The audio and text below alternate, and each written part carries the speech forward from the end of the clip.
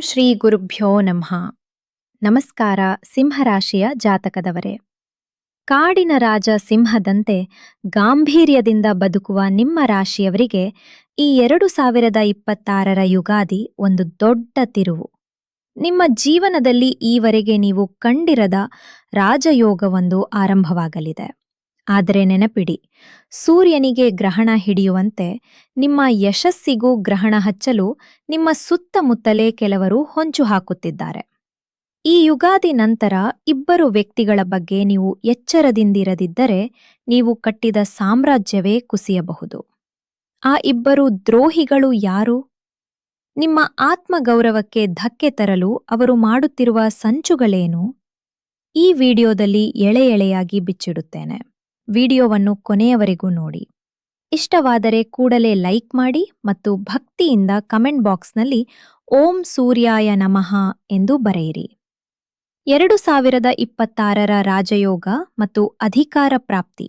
ಸಿಂಹರಾಶಿಯವರಿಗೆ 2026ರ ಯುಗಾದಿ ಕಳೆದ ಮೇಲೆ ಗ್ರಹಗಳ ಸ್ಥಿತಿ ಬಹಳ ಬಲವಾಗಿದೆ.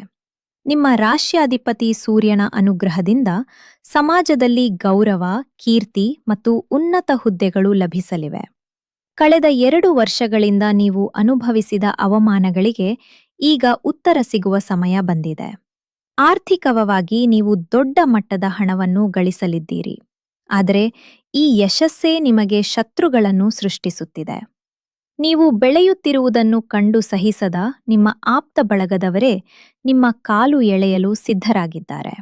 ನಿಮ್ಮನ್ನು ಕೆಡವಲು ಕಾದಿರುವ ಆ ಇಬ್ಬರು ವ್ಯಕ್ತಿಗಳು.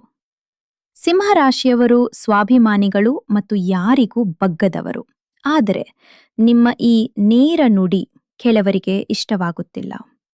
ಮೊದಲನೇ ವ್ಯಕ್ತಿ, ನಿಮ್ಮ ವೃತ್ತಿ ಅಥವಾ ವ್ಯವಹಾರದಲ್ಲಿ ನಿಮಗೆ ತುಂಬ ಹತ್ತಿರವಾಗಿರುವವರು. ಇವರು ನಿಮ್ಮ ಶಕ್ತಿಯನ್ನು ಅರಿತಿದ್ದಾರೆ. ಹಾಗಾಗಿ ನೇರವಾಗಿ ಎದುರಿಸದೆ ನಿಮ್ಮ ಹೆಸರನ್ನು ಕೆಡಿಸಲು ಸಂಚು ರೂಪಿಸುತ್ತಿದ್ದಾರೆ. ಇವರು ನಿಮ್ಮ ರಹಸ್ಯಗಳನ್ನು ಬೇರೆಯವರಿಗೆ ಸೋರಿಕೆ ಮಾಡುತ್ತಿದ್ದಾರೆ. ಎರಡನೇ ವ್ಯಕ್ತಿ, ನಿಮ್ಮ ಸಂಬಂಧಿಕರಲ್ಲಿ ಒಬ್ಬರು. ಇವರು ನಿಮ್ಮ ಮನೆಯ ಒಳಗೆ ಬಂದು ಹೋಗುವವರು. ಇವರ ದೃಷ್ಟಿ ದೋಷದಿಂದಲೇ ನಿಮ್ಮ ಮನೆಯಲ್ಲಿ ನೆಮ್ಮದಿ ಇಲ್ಲದಂತಾಗಿದೆ. ಅಕಾರಣವಾಗಿ ನೀವು ಸಂಗಾತಿಯ ಮೇಲೆ ಕೋಪಗೊಳ್ಳುತ್ತಿದ್ದೀರಿ ಎಂದರೆ ಅದು ಇವರ ಪ್ರಭಾವವೇ ಆಗಿದೆ. ನಿಮಗೆ ಇತ್ತೀಚೆಗೆ ವಿಪರೀತ ತಲೆನೋವು, ಕಣ್ಣಿನ ಸಮಸ್ಯೆ ಅಥವಾ ಬೆಳಿಗ್ಗೆ ಎದ್ದಾಗ ಅತಿಯಾದ ಸುಸ್ತು ಕಾಣಿಸಿಕೊಳ್ಳುತ್ತಿದ್ದರೆ ಅದು ನಿಮ್ಮ ಮೇಲೆ ಬಿದ್ದಿರುವ ಕೆಟ್ಟ ದೃಷ್ಟಿಯ ಲಕ್ಷಣ. ಈ ಸಮಸ್ಯೆ ನಿಮಗಿದ್ದರೆ ಜೈ ಶ್ರೀ ಮಂಜುನಾಥ ಎಂದು ಕಮೆಂಟ್ ಮಾಡಿ. ಸಿಂಹರಾಶಿಯವರು ಮಾಡಬಾರದು ಈ ಕೆಲಸಗಳನ್ನು. ಅತಿಯಾದ ಅಹಂ ಬೇಡ. ನಿಮ್ಮ ಯಶಸ್ಸನ್ನು ವಿನಯದಿಂದ ಸ್ವೀಕರಿಸಿ. ನಿಮ್ಮ ಮಾತು ಯಾರಿಗೂ ನೋವುಂಟು ಮಾಡದಂತೆ ನೋಡಿಕೊಳ್ಳಿ, ಏಕೆಂದರೆ ನಿಮ್ಮ ಮಾತೇ ಶತ್ರುಗಳಿಗೆ ಅಸ್ತ್ರವಾಗುತ್ತಿದೆ. ಹಣದ ಪ್ರದರ್ಶನ ಬೇಡ. ಹೊಸ ಆಸ್ತಿ ಖರೀದಿ ಮಾಡಿದರೆ ಅಥವಾ ದೊಡ್ಡ ಮೊತ್ತದ ಹಣ ಬಂದರೆ ಅದನ್ನು ಎಲ್ಲರಿಗೂ ಹೇಳಬೇಡಿ. ಗುಟ್ಟಾಗಿ ಮಾಡಿದ ಕೆಲಸ ಗಟ್ಟಿಯಾಗಿರುತ್ತದೆ. ಸಹಾಯ ಮಾಡುವಾಗ ಎಚ್ಚರ. ಈ ವರ್ಷ ಯಾರೋ ಕಷ್ಟದಲ್ಲಿದ್ದಾರೆ ಎಂದು ದೊಡ್ಡ ಮೊತ್ತದ ಸಾಲ ನೀಡಬೇಡಿ. ಕೊಟ್ಟ ಹಣ ವಾಪಸ್ ಬರುವುದು ಕಷ್ಟ ಮತ್ತು ಆ ವ್ಯಕ್ತಿಯೇ ಮುಂದೆ ನಿಮಗೆ ಶತ್ರುವಾಗುತ್ತಾನೆ. ಪರಿಹಾರ ಮತ್ತು ದೈವಿಕ ರಕ್ಷಣೆ. ನಿಮ್ಮ ರಾಶ್ಯಾಧಿಪತಿ ಸೂರ್ಯನಾದ್ದರಿಂದ ಈ ವರ್ಷ ನಿಮಗೆ ಸೂರ್ಯನಾರಾಯಣ ಮತ್ತು ದುರ್ಗಾದೇವಿಯ ಅನುಗ್ರಹ ಬಹಳ ಮುಖ್ಯ. ಸೂರ್ಯ ನಮಸ್ಕಾರ. ಪ್ರತಿದಿನ ಸೂರ್ಯೋದಯದ ಸಮಯದಲ್ಲಿ ಅರ್ಘ್ಯ ನೀಡಿ ಸೂರ್ಯ ಅಷ್ಟಕ ಪಠಿಸಿ. ಇದು ನಿಮ್ಮ ಆತ್ಮವಿಶ್ವಾಸವನ್ನು ಹೆಚ್ಚಿಸುತ್ತದೆ. ದುರ್ಗಾ ಸಪ್ತಶತಿ. ವಾರಕ್ಕೆ ಒಮ್ಮೆಯಾದರೂ ದುರ್ಗಾದೇವಿಯ ಪೂಜೆ ಮಾಡಿ. ಇದು ಶತ್ರು ಬಾಧೆಯನ್ನು ನಿವಾರಿಸುತ್ತದೆ. ಹಸಿವು ನೀಗಿಸಿ. ಆದಿತ್ಯವಾರದಂದು ಬಡವರಿಗೆ ಅಥವಾ ಅಗತ್ಯವಿರುವವರಿಗೆ ಕೆಂಪು ಬಣ್ಣದ ಹಣ್ಣು ಅಥವಾ ಧಾನ್ಯಗಳನ್ನು ದಾನ ಮಾಡಿ.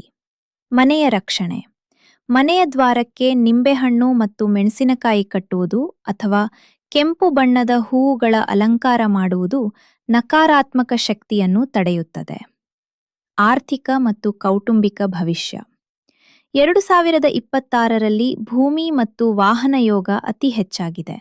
ಸರ್ಕಾರಿ ಕೆಲಸಕ್ಕಾಗಿ ಕಾಯುತ್ತಿರುವವರಿಗೆ ಶುಭವಾರ್ತೆ ಸಿಗಲಿದೆ. ಕುಟುಂಬದಲ್ಲಿ ಮಕ್ಕಳ ವಿದ್ಯಾಭ್ಯಾಸದ ಬಗ್ಗೆ ಸ್ವಲ್ಪ ಕಾಳಜಿ ವಹಿಸಿ. ಸಂಗಾತಿಯ ಜೊತೆ ಸಣ್ಣ ಪುಟ್ಟ ಭಿನ್ನಾಭಿಪ್ರಾಯಗಳಿದ್ದರೂ ಪರಸ್ಪರ ಮಾತುಕತೆಯಿಂದ ಬಗೆಹರಿಯಲಿದೆ. ಆರೋಗ್ಯದ ದೃಷ್ಟಿಯಿಂದ ಹೃದಯ ಮತ್ತು ರಕ್ತದೊತ್ತಡದ ಬಿಪಿ ಬಗ್ಗೆ ಎಚ್ಚರವಿರಲಿ. ಮುಕ್ತಾಯ. ಸಿಂಹರಾಶಿಯವರೇ, ನೀವು ಎಂದಿಗೂ ರಾಜನೇ. ನಿಮ್ಮ ಧೈರ್ಯವೇ ನಿಮ್ಮ ಶಕ್ತಿ. ಆದರೆ ಸಮಯದ ಸುಳಿಯಲ್ಲಿ ಸಣ್ಣ ಎಚ್ಚರಿಕೆ ಕೂಡ ಬಹಳ ಮುಖ್ಯ. ಈ ವಿಡಿಯೋ ನಿಮಗೆ ಇಷ್ಟವಾದರೆ ನಿಮ್ಮ ಮಿತ್ರರಿಗೂ ಶೇರ್ ಮಾಡಿ. ನಮ್ಮ